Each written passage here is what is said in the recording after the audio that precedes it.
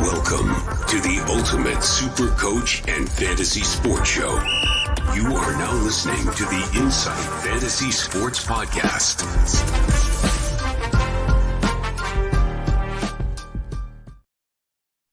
Good evening, everyone. It is round 22. It is Friday night, and we are getting absolutely set for a blockbuster between Geelong and the Magpies. I'm the Supercoach Hawk, Rob Kennedy, and sitting here with my good friend, the big horse, Mickey Dell. How are you, mate? Robbie, going well, thank you. Did a bit of travel today, a couple of meetings, and straight into a bit of podcasting before Friday night footy.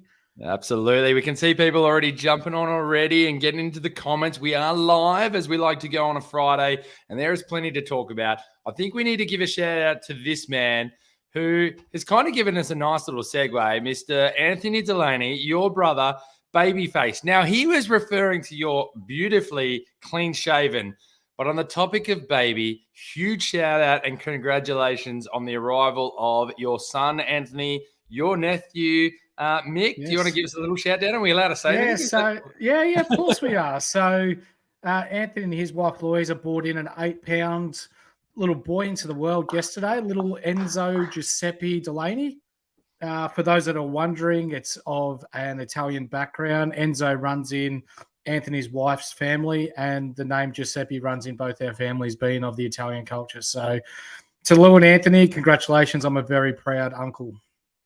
Fantastic. Massive congratulations and a huge shout out. And look, obviously another little legend on the way, and no doubt will probably be beating me at 2K in about 3 years' time. So he's probably already got me. Huge shout out. Yeah. G'day, Phil. Phil Unfiltered, always one of our big followers, big fans. We love conversations with him.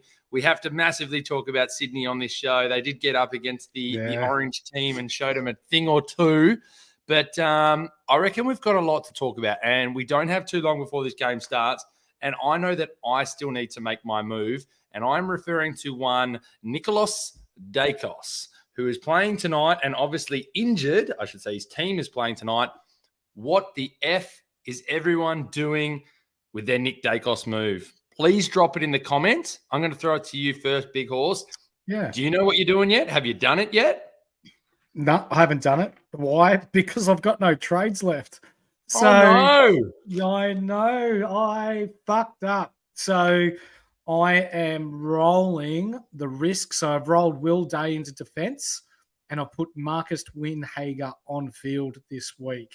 So I'm hoping Winhager pulls out a ton for me. He has been not too bad of late. He scored a pretty shitty 60-odd last week. But if he gets me the 80 or 90, then I'll be happy with that. But, yep, you just got to roll with the punches. But for you, you have a trade left. I have a trade currently. Look, I can kind of do anything too. And what I mean by anything isn't I can't bring in any player, but I can go to any position. So if I move out Nick Daicos, I've got the ability to put Sheasel to the back, which means I can pick up a forward. I've got the ability to put Sheasel to the back and Dunkley to my forwards. So therefore I've got an ability to pick up a midfielder as well. So I have about, what have I got? I should reverse the trade. I currently have Jack Sinclair sitting in there at the moment. I might go back and reverse the trade. I have about 600. I know I have about 10,000 short of what I could have done to bring in another big in this week, which is Clayton Oliver. So I can't bring in Oliver. I can't bring in the Bont. I'm open to suggestions. At the moment, I've gone with Sinclair in the defense. There's obviously Zach Butters is another big option for me as well. And I think the other one was somebody like an Andrew Brayshaw. I think even a Zach Merritt is someone that I could possibly bring into my midfield. But be aware that I have Tom Mitchell currently as my last midfielder, albeit he has been shite the last couple of weeks. But I don't really need a primo in the midfielders. And that's why I kind of like Sinclair, because I could actually flip him and use Wilmot as a bit of a loophole possibly as well, who has put up some reasonable scores at time. But I encourage everyone to throw some comments into the chat. There's lots of congratulations to Ant going on with his kid. I want to hear, what are you doing with Nick Daicos for those of you that have trades? Justin Herbie's shown one in there. He's going with Darcy Parish. What's your thoughts on Darcy Parish? Don't. He's probably going to get traded to the Werribee VFL next year with how ordinary his disposal efficiency is. For me, I love your Jack Sinclair pick, mate. Their next two games are against Richmond, who allow bog points to defenders, and Geelong, who allow bog points to defenders. Yep. So why wouldn't you? Love it. I wouldn't touch. Yeah, I wouldn't touch Darcy Paris with your old mate. Wouldn't go anywhere near him. Yeah, it's a tough call. I've got a few moves to make. Look, this is going to be obviously the talk track. We're going to get into some VCs and Cs in a second. We're going to talk about the big ins and outs as we go through it. You and I just got out of the studio not long ago and did a re-sign, relocate, retire podcast. That should be dropping on Monday if I've got my tech side of things right. I encourage everyone to go and listen to part 1. We have a part 2. So if you're needing a drive to and drive home podcast and you're an AFL fanatic, I encourage everybody to go and have a little listen to that one because it's a bit interesting with all the uncontracted players that are coming up. It is. I like this. Justin Herbert. To celebrate, North will put on a clinic tomorrow for little Enzo, knowing full well that Anthony and I are Essendon supporters. So, you know what, Justin? Outside of this, I think you're probably right. Tomorrow, or whenever, it is tomorrow, Essendon Kangaroos, I think you do get up. Why? Cunnington, heart and soul of that club. Essendon have been playing ordinary the last 5 weeks. I think it's just one of those days where it just happens for you boys. I don't mind that call. So I'm just having a little bit of a play around now with my team. You might go and throw in Phil's comment there, mate, and have a little bit of a chat about that one. I'm going to open up and tell everybody by doing the Sheasel to the back line, Dunkley to the forwards, I'll let everyone know what midfielders I can afford and what I already have. But shout out to Phil first, mate, and then I'll fill you in. Yep. Yeah, Phil loves it. He was just a part of our NBA fantasy draft pod that we did last weekend, which is blowing up on YouTube and all good channels. So I encourage you, if you haven't already seen, jump on, have a bit of a look. We've got a few professionals, not just us. I wouldn't call myself professional, but Mr. G Wiz, the brain himself, Matrix, people that know fantasy sports inside out who talk through their picks and why they've won so many leagues that they have in the past. So for Nick Daicos, yes, fans were declaring him bloody the next Brownlow medalist for the next 6 years, but has he done enough in the first half of the year to win this Brownlow? I think that he will end up on around 30 votes because he was best on for probably 8-9 weeks there. But if you think about it, he's missing the next 3 rounds. He was ordinary last week with 5 touches. The 2 weeks before that, he was 80 and 79 or 90 and 79 Supercoach points with low touches. So after round 17, he's probably not going to be polling that well. So if you think that Daicos has got a big enough lead come round 17, by all means jump on him. But Bontempelli has been that consistent man all throughout the year. And I don't know about you, Robbie, but he's my pick for the Brownlow this year. Yeah, and I'd love to know what the odds are for Bontempelli to still be ahead of Nick Daicos at the point of injury. Now, I also want to say at point of injury, which is after last game, because he did that injury midway through the third quarter, and he had 5 touches. He was getting no votes. It's irrelevant to that game. He wasn't going to get any votes. Finn McGuinness did an absolute job on him.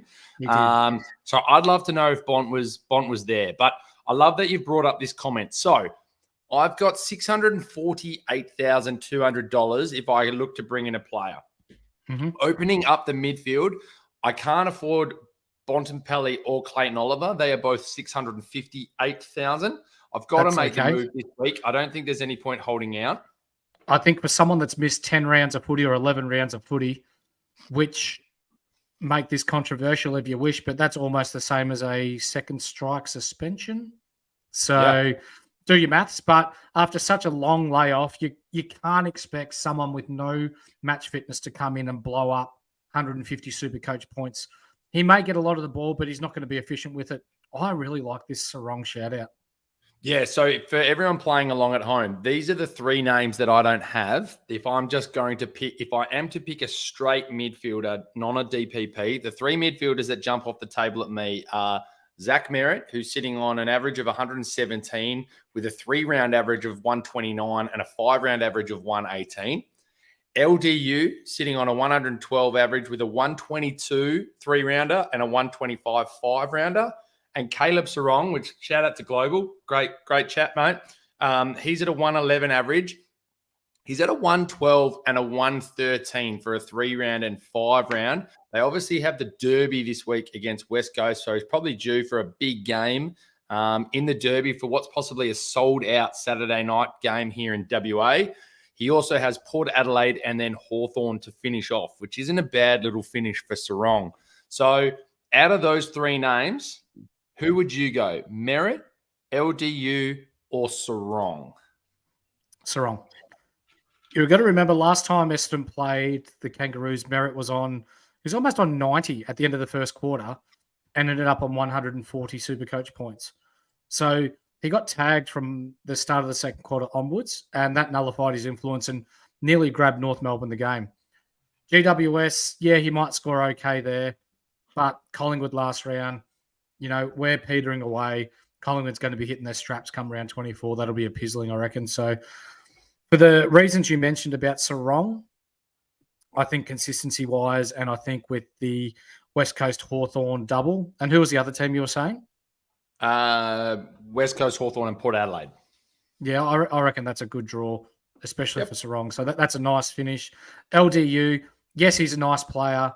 Yes, he'll probably score well, but he is the person at North. If any one of the teams that he's playing against get a tag, it'll be him, and that'll nullify his influence. So whereas at Fremantle, they may go to Brayshaw, they may go elsewhere.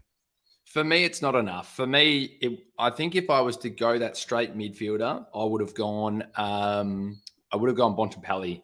The only person I think that jumps off the plate for me to go, because I think what I can get from Sinclair as a DPP mid back, and what I could get from a Zach Butters as a DPP mid forward, just in case anyone else sort of continues to break down in this next few rounds, I think I get the same scores that a Sarong's going to put out. I think I get close to the same with a little bit more insurance that if something breaks down, I can go and cover more areas without having to bring the likes of a Noah Long, a Wilmont or thing like that into my field. So, yeah. So for me, they're the 3 choices for me. Sarong, I don't mind Sarong. It's a good shout. Sarong, Butters, or Sinclair.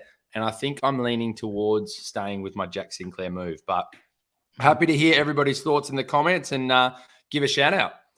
Should we move on to VCs and Cs? Should we start getting through the games a little bit? Yeah, pop up comments. If only we could play 3 Wardlaws.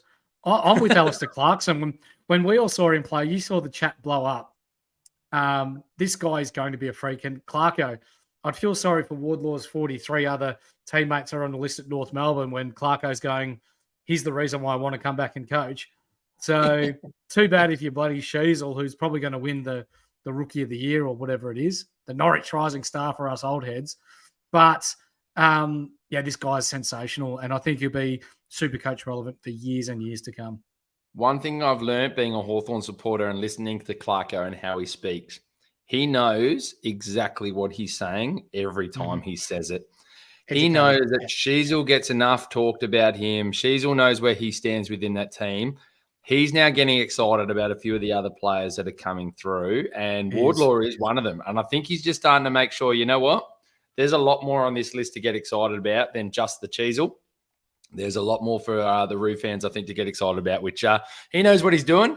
I think Global, I'm hoping Global is giving me the big, is a good pick. I'm assuming is that a gold bar?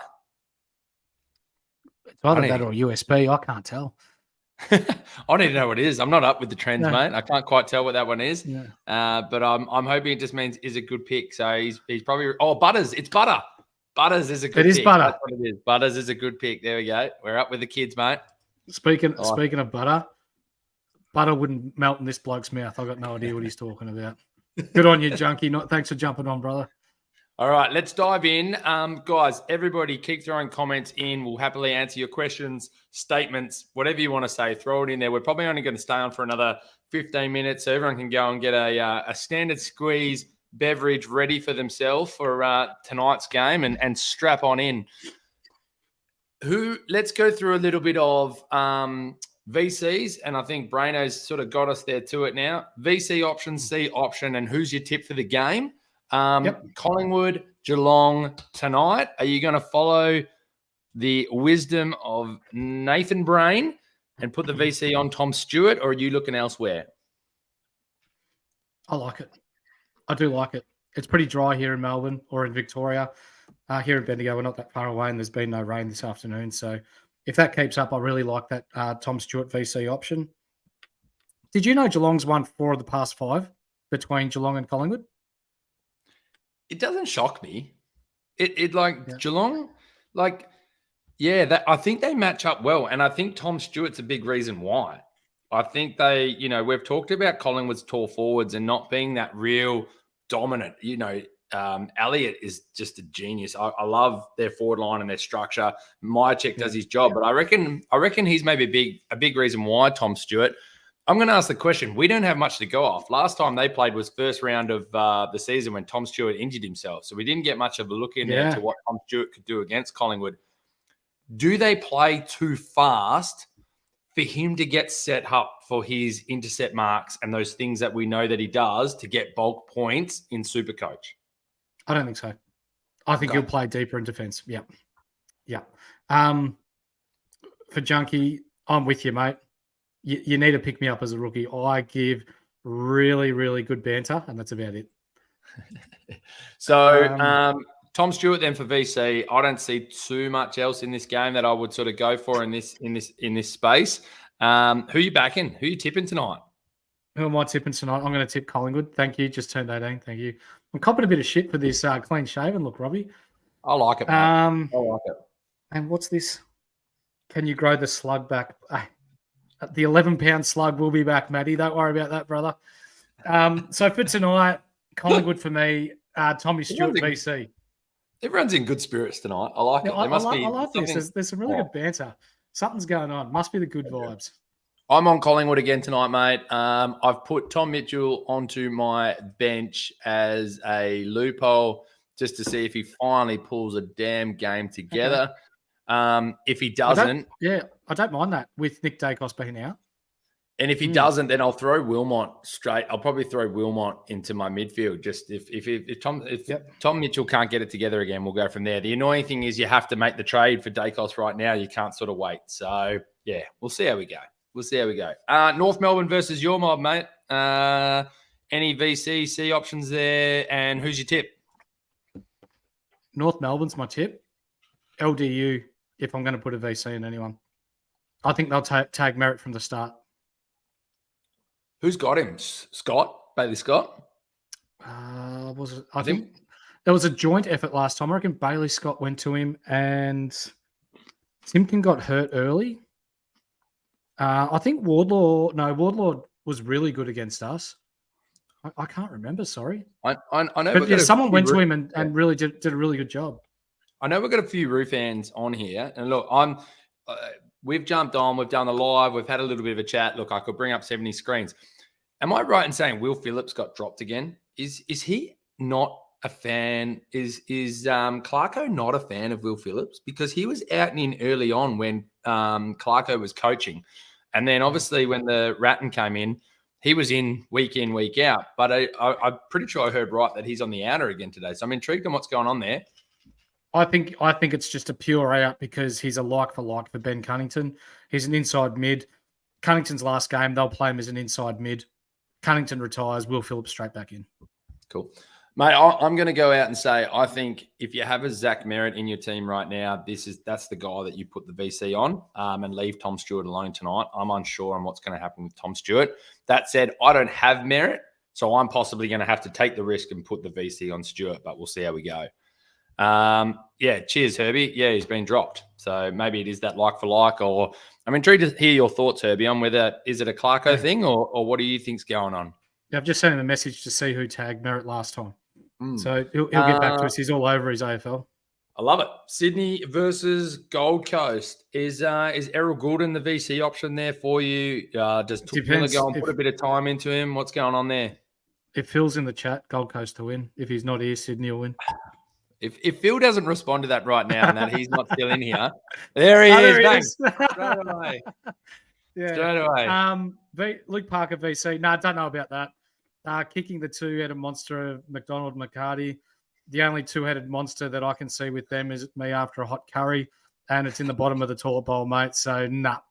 They could combine for 8 goals, though. To tag Goulden. Goulden's nice out in the wing. Goulden's your VC option there.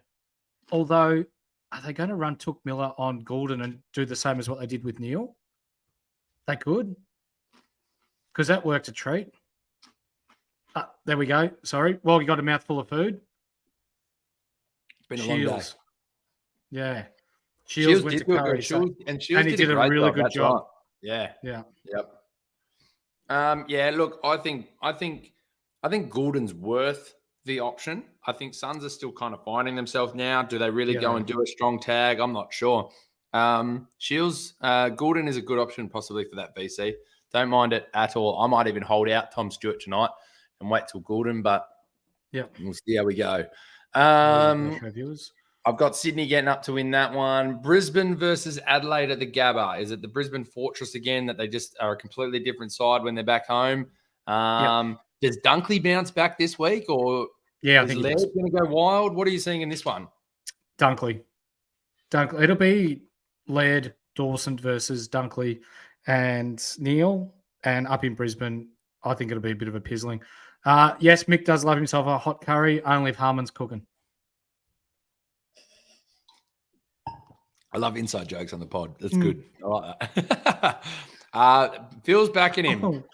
Mate, Phil, I'm going to be checking your team this week. If you don't have the VC on Lukey Parker, I'm going to screenshot every one of these comments. Look, I reckon Luke Parker's one of those guys that's semi-underrated and everybody would love to have him in your team. Like, he still just sort of flies under the radar a bit. Yeah. Carlton versus Melbourne at the MCG. Do the Blue Baggers come back down to earth, or does the lid continue to fly off? Did you know, I went back and had a look at some episodes of us, and remember the episode where I said Carlton were done and I fucking hated them? Isn't that nearly every podcast that you've said something like that? They haven't lost. I've jinxed it. Mate, do you remember the episode where I said I'd love to coach that side and I love it, and everyone gave me shit for it, and then they've all started bouncing back? I also would love to say, do you remember in our chat where Damien Carroll got asked the question, can they come back? And he just said no. And then they came back and won. And then his whole Twitter sphere at the moment is, one of the best and gutsiest wins of my team I've ever seen. Yeah, I remember that too. Yeah, so do I. But you have, back to you, you have jinxed it. And as a much hater of the Blues, it's on you, mate. Yeah. So the whole universe that hates Carlton, that is watching them win, at Supercoach Big Horse on Twitter, feel free to just give it to me. I've fucked it for everyone else. My bad. So anyway, what's happening in this one, though? I think this has potential with tonight to be match of the round. So if you ask me, am I going to watch Fremantle versus West Coast, or if I'm watching Melbourne Carlton, hit me over the head with a sledgehammer if I'm suggesting the Freo West Coast game. So this could be really nice. This could be a deep in the finals, potentially a preliminary final type of game. And I think they are playing for sheep stations. I know it's only around 22, so it's only 4 points that they're playing for. But we brought up on the pod 3 weeks ago that Richmond won 12 of their last 13 games in 2017 and went on to win the flag. If Carlton do the same, they will have won, well, what is there? Another potential 6 games left. They've won 7 in a row. That'd be 13 games. So, very similar to the 2017 Richmond side we have here. But, honestly, I think Melbourne win this one. They're very good at the G. Grundy back in the side. It's going to be interesting for those that have held on to Gawn. The numbers might slow down a little bit, but I think Grundy's going to be trying to be as a genuine forward, and I think Gawn still puts up some good numbers in this game. Yeah. Phil's brought up a good point. I need to keep shitting on the Swans so they keep winning. Swans by 60. Yeah. Swans by 580. We move on to the most unimportant derby of all time. 15th versus 18th, Fremantle versus West Coast at a sold-out Optus Stadium. Is it a Freo home game, mate? No, it's West Coast. And they're sold out? Yeah. Wow. Mm-hmm. Okay. Yeah, Freo by lots. Yep. Yeah, I think so too. Everyone's still giving West Coast a chance. I'm like, they're no chance. They're no chance. I think Junkie joined the chat late. What's he had, Junkie? 11, 12 weeks out, mate. No match fitness. Everyone else has been firing for a little while now. He may get the touches, mate, but when we're talking about disposal efficiency and his ability to run out the game, I don't anticipate a real high score, mate. If you've got Andrew Brayshaw this week, throw the C on him. He's going to go large, I reckon. I think he normally does go large against West Coast, doesn't he? Ever since who was it? Gaff decided to left right good nighting. Yeah. They still boo it. I think it was 5 years ago. Down at Tassie, my Hawks are going up against the Western Bulldogs. I think the Western Bulldogs definitely to be too strong in this one. Do you worry about a Bontempelli for a C when you've got someone like a Connor Nash, a Finn McGuinness? We've had this chat before about Connor Nash to Bont, and he did a good job until I think about the last quarter when he actually went off him and Bont went large. But where's your thoughts there? Does Finn McGuinness go to him or does Finn go to someone else?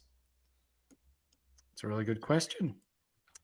I think Finn does go to Bont or Nash to Bont and Finn to Liberatore to Kirby's inside because Liberatore's been awesome this year. Underrated, underappreciated. Yep. I'm going against you, mate. I'm tipping the Hawks in Tassie. They've got a really good record down there.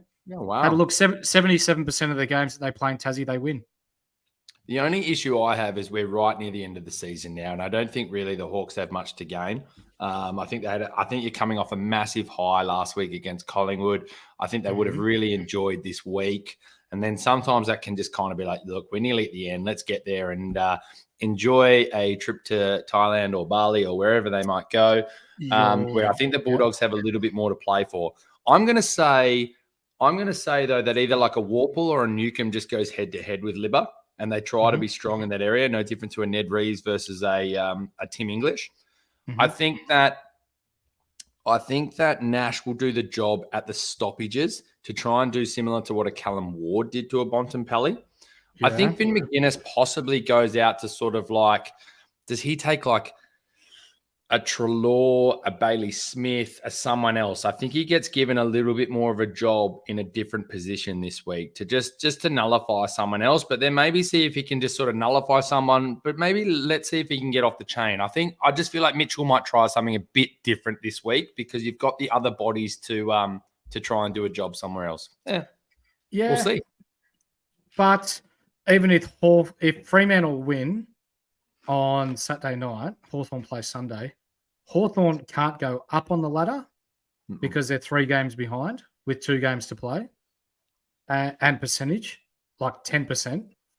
And they're 4 games in front of North Melbourne. So it really doesn't matter whether they win, lose or draw.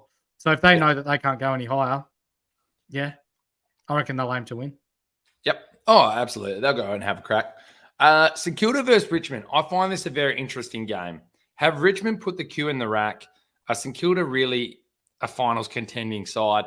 I'm actually tipping Richmond, I think, for some strange reason in this one, to get up and break their Marvel hoodoo a little bit. I don't know why. I just think I have to pick one team that's not the favourite. I'm going with Richmond. Richmond have a 37% win rate at Marvel. Not touching them, St Kilda. Yeah, I'm down on my tipping this year, so I've got a little bit something. I'll throw this one, though. Does Jack Steele bounce back? He did not have a touch in the last quarter last week. He got negative scores last week in the last quarter. Does he bounce back for his side this week? To a degree. Cochin's announced his retirement, so that may work in their favour. But he's going to play out the year, isn't he? Like, this isn't his last game. No, so, I think he's playing it out. Yeah. Yep. Yeah. He'll want to finish it like the G. He'll have a game. He'll want a home game and then go out from there. Maybe. Yeah. So they play North Melbourne at the MCG next week, and then they've got Port Adelaide in Adelaide last week. I wouldn't be surprised if this next week is his last game. Yep. There you go. But yeah, St Kilda for me. And Final Jackson Clare to go and then we'll look to wrap it up. So throw some comments in there if you like, guys. Last one, Port Adelaide versus GWS at Adelaide Oval. This makes out to be a good game, I think. Port Adelaide need to bounce back a little bit more. I thought they would have got up against the Cats, but they did not. There's some C options in this game as well. What are you seeing in the last game of the round, mate? Probably one of the best of the week. Port Adelaide lost their last 4. Yeah, GWS in Adelaide. Oh, yep. That's big. Yep. Yeah, I think so. Form counts, and no Dixon. Their rucks have been poor. Let's go with it. GWS. I like it. You're good fun for a little bit of a gamble, mate. But I'm going to go with Port on this one. They're now talking about finals. They're getting close to, who are we? Are we contenders or are we pretenders? People had them in their top 2, and they're not showing that quite at the moment. But if they want to be anywhere near playing at Adelaide Oval come finals time, week in, week out, they need to win this game. So I think they come out and they prove a point. Absolutely do. I think they come out and prove a point. They're still 10 points, which is 2.5 games in front of Carlton for 4th. So they only have to win once, or if Carlton lose, then they've locked 4th in regardless. So final word. Well, final word, not the final word, but final question I'm going to ask you you can seal it for me, mate. Actually, no, you can't. You and I are playing each other in a prelim? No, in a knockout. Knockout semi. Knockout semi. Knockout semi, mate. I'm not going to ask you. Crap, I forgot about that. I don't know if I should have my VC on Tom Stewart. Ask me. I was going to say, am I putting the VC on Tom Stewart or not? No. I'm going to have to get into it now. You can VC. I don't know. I don't know. It's too close to the game. I think I'm going to have to just VC Tom Stewart. Yeah, you're going to have to VC Dean Rioli. We need to wrap this podcast up so I can generally have a look, because I want to get on the next podcast and tell everyone I had a win. But, mate, any final words? Let's wrap this up properly. Any final words for you, mate? To the standard squeeze, rip a bunch of blokes. For those of you watching at home, jump on the website, Insight 15% off all the good quality gear at the standard squeeze. And I should have mine on, but I don't. But they're selling jumpers, shirts, hats, coolers. This is a water, but it's about to be a stubby while watching the footy tonight. Can't wait. Robbie? Well said. I'm throwing this one out. Another great pod, boys. Hopefully the big horse doesn't get barred from the locals for underage drinking with a reference to his clean shaven. I think I'm the only bloke to go from 36 to 18 in about 3 hours. My comment to that is I can't thank enough the people that jump on, make comments, have a bit of banter with it. It's you guys that actually make the show. Without you, it's just 2 idiots sitting here in a square box chatting a bit of nonsense. So to everybody out there, thank you for your comments. Thank you for your love. And let's go enjoy a wonderful round 22. Have a fantastic weekend, everybody. This has been the Insight Fantasy Sport Podcast. Peace out. See ya.